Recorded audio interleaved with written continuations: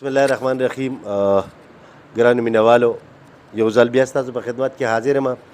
زما یو مریضو بنیر علاقې سره تعلق و، راغلی و د ګردو مسله و، ورته ډاکټر ورته وی چې واش به وکړي او بس بیا ستا لغونده کې ژوند پاتې دی او هغه ورته د بده مرغه هغه ورځ یې هم یادې کړې چې ستا له 20 ژوند دی او بس بیا به ته له فاني دنیا نه لاړ شي. سړی ډېر زیات په بد حال او چې یو ډاکټر ورته داسې وایي نو په فکر او غم سره راغلی و.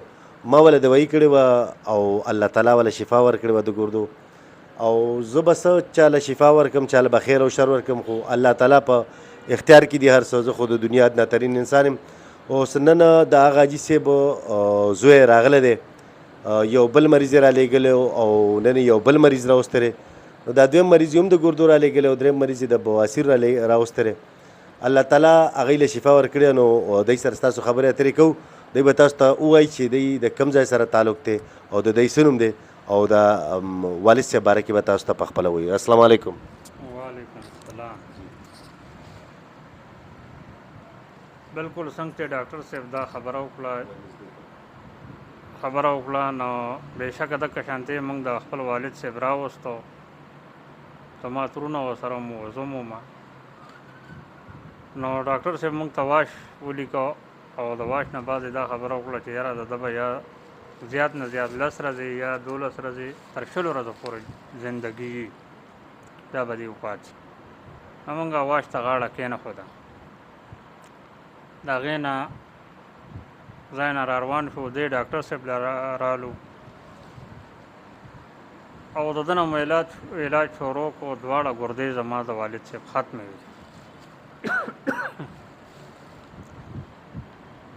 دا 4 کال دی خپل لمونځ اودس هم کوي او د ډاکټر صاحب ته هم دواګانې کوي او موږ ته هم دواګانې کوي.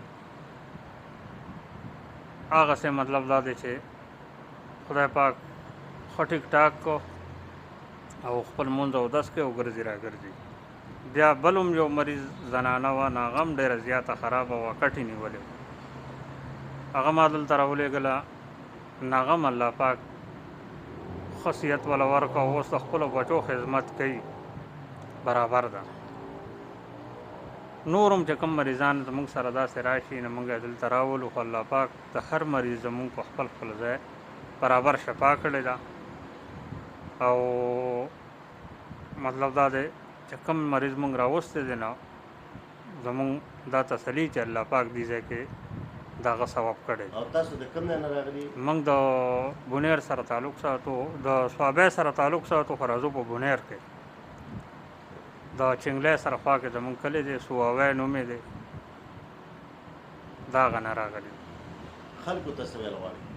نو بس خلکو ته خو دا ویل غواړو چې بھائی کم خلک مطلب دا دی د هر قسمه بیماری دغې او دلته ځان راورسو، نو انشاءالله امید د رب نه دا کوو چې خدای پاک یې شفا وکړي په کمو پیسو او په لږ وخت. والسلام. دا راته ووایه چې ستاسو والد صاحب اوس د ګردو مردو څه دوايي خو نه خوري که نه؟ جی نه جی بالکل الحمدلله ښه ټیک ټاک دی، مکمل ختم ګردې خدای پاک صحیح کړي دي. شکر الحمدلله. ګرانو مینوالو که چاته داسې څه هم قسمه مسلې وي نو د هغې دپاره زمونږ 2 برانچه دي. مین برانچ چې زمونږ کوم دی نه په صوابۍ کې دی، په صوابۍ کې په زوړ میله ګراونډ کې د روډ نه نورخاته سایډ ته په زوړ میله ګراونډ کې په ولی پلازه کې د شیراز سټایل او ماربلو والا د پاسه امید هومیوپیتھک میډیکل سنټر دی. پای کې موږ د پیر، منګل، بد، جمعرات او د جمعې پر ورځ باندې موجود یو. سهار د 8 بجو نه د مازدیګر تر 4 ساڑھے 4 بجو پورې، او د هفتې پر ورځ باندې موږ په خانکوی کې د خان محمد اوړو مشین والا په ځای کې سهار د 8 بجو نه تر 3 بجو پورې موجود یو. که چاته څه قسمه مسله وي راتلی شي، که ګایډلاین اخیستل غواړي راتلو که ورته څه مسله وي نو زموږ د موبایل شمیره ده 0312 96 66 509.